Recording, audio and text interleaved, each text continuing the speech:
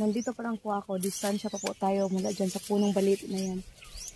Pero parang may naririnig na ako na kakaibang boses po. Hindi ko alam kung narinig din ng aking cameraman.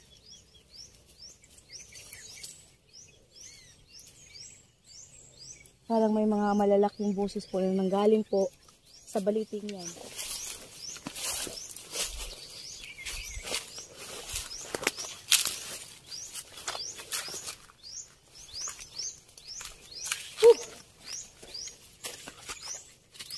Siyempre guys, kasama ko si Tiger, yung aso ko po. Kasi mas malakas ang pakiramdam at pang-amoy ng aso kapag may mga elemento po, no? Ayan, walang kahangin-hangin. Tama-tama po. Mag-alas 12 na po ng tanghali. Kaya,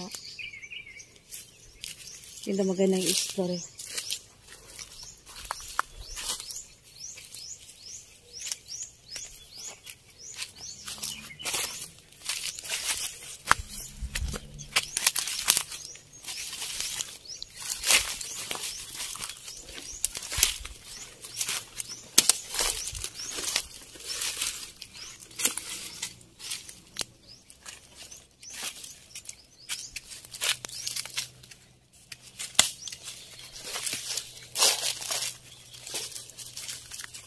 Sobrang laki po ng punong baliting ito po.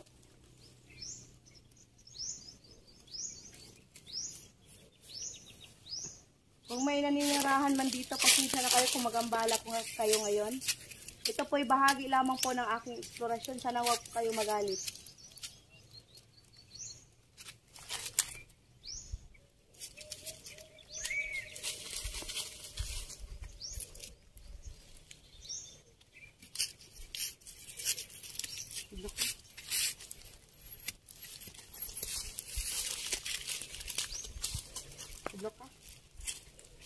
Guys, parang natatakot po yung mga kasamahan kong aso, guys. Dito ka, Tiger.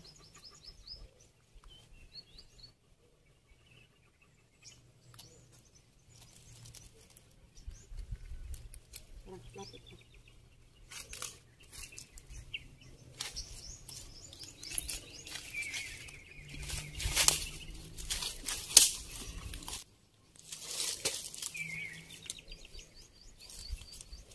Ayan po, naka-jacket ako pero malamig po dito ha. Kanina pagdating ko dito wala pong hangin. Parang ngayon, parang wini-welcome po tayo, no. Malamig, yung nararamdaman ko yung lamig ng hangin nanunuot sa jacket ko po.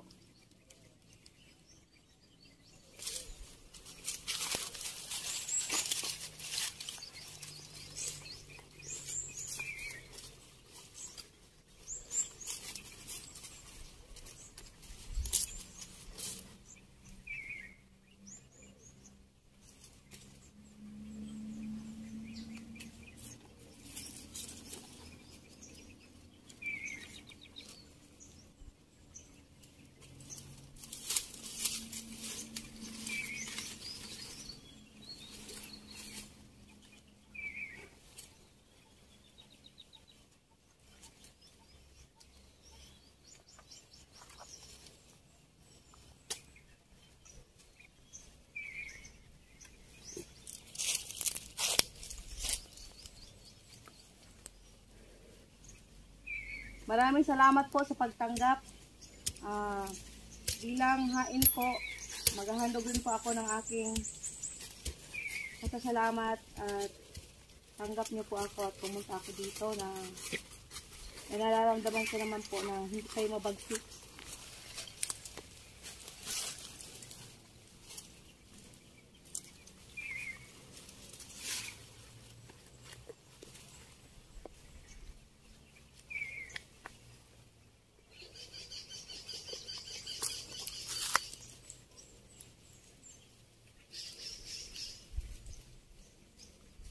Ito pa po.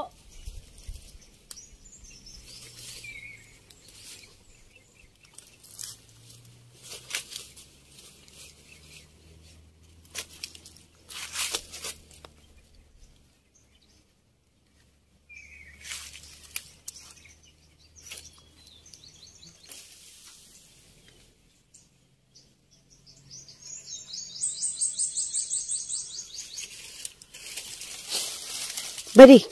Tiger.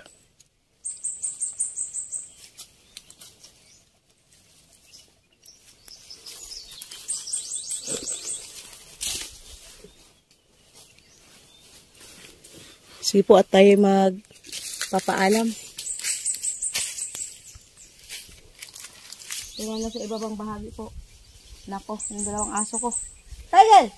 Buddy! Tiger!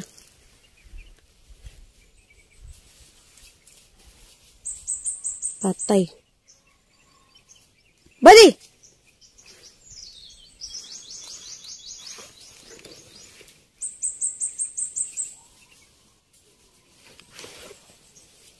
Tara! Tiger! Buddy!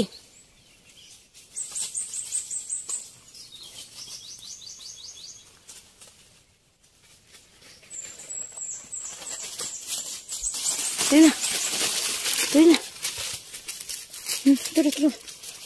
Tiger! Guys, may naamoy na naman si Tiger doon, guys.